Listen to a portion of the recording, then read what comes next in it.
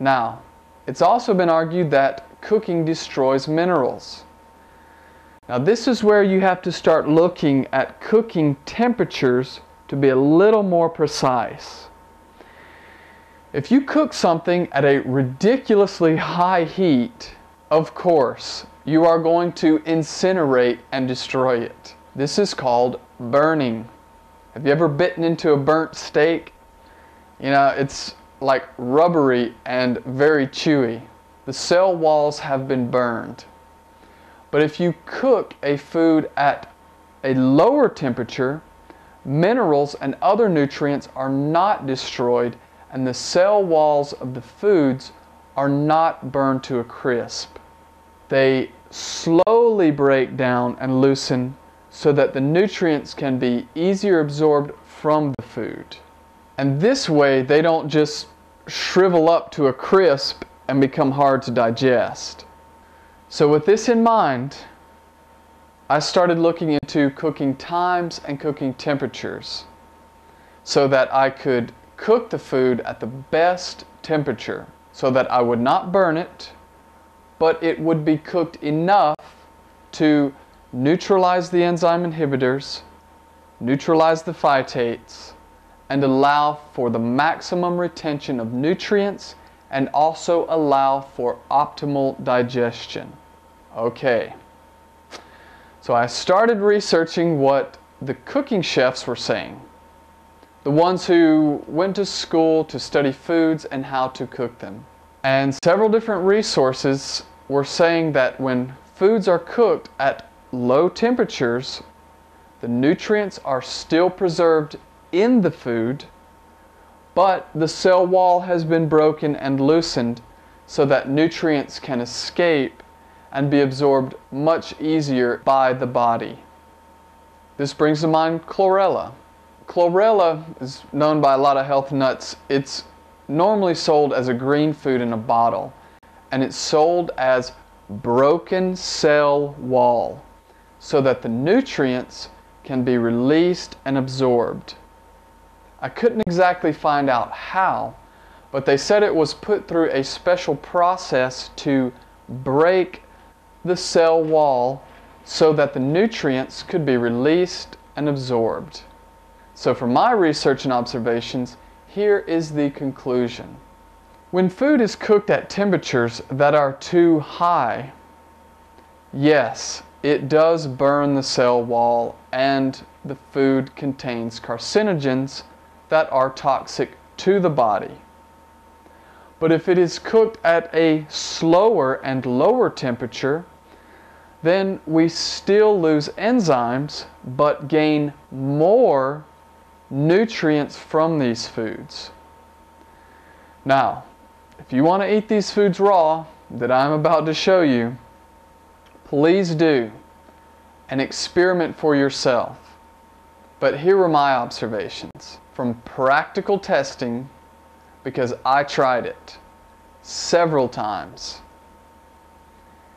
When I would eat sprouted grains such as wheat that had not been cooked, I got stomach problems, and even worse problems with sprouted legumes such as lentils. I could even see the irritation in my eyes. If you've ever studied anything about iridology or about the eye, you will learn that the eyes are the window to the soul. Basically, every internal organ is connected to a certain part of the eye. And when there is damage or irritation to any organ in the body, you can see it in the iris or parts of the eyeball.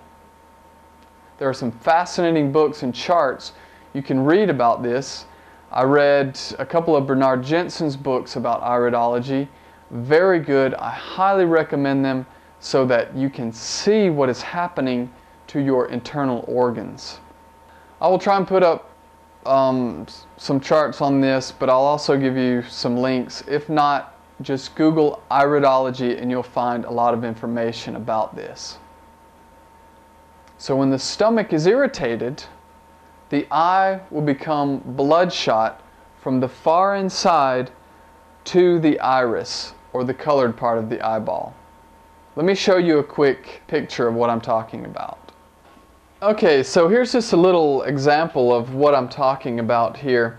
You can see there's the blood vessels that run from the inside to the iris, or the dark part of the eye. If you ever see that get really red or inflamed, you know that the stomach is having problems in that area. So, you know, just something you can look at and kind of be aware of. So, not only was I feeling the problems in my stomach, I could also see it. And one simple way to explain this is look at the eyes of a drunk person. Alcohol is toxic for the body, and when you've had too much, you can see the eyes become bloodshot. What does that indicate? That there are some toxins floating around and things are a little messed up inside. So now, with cooked grains, I didn't get this problem. The food was digested easily with no irritation. Now, I ain't an expert, but common sense tells me from my own experiments that these types of cooked foods were easier to digest on the body. And I'm going to continue to show you throughout this course that the great masters and healthiest people of the world ate cooked food. And not once throughout history could I find a record of a race or civilization of people who were raw foodists. Throughout recorded time, man prepared and cooked his meals on this 3D planet. If we did not have foods that would store, such as grains and legumes, we probably wouldn't be here.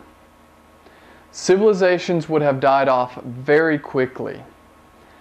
I've even known guys nowadays with organic fruit farms that were wiped out because of winter storms. And if we depended on only raw fruits and vegetables for survival, we probably would be in some serious trouble. Don't get me wrong, they are good to have as part of the diet, but not as a main staple. So, let's move on and look at some of the spiritual aspects of raw versus cooked foods.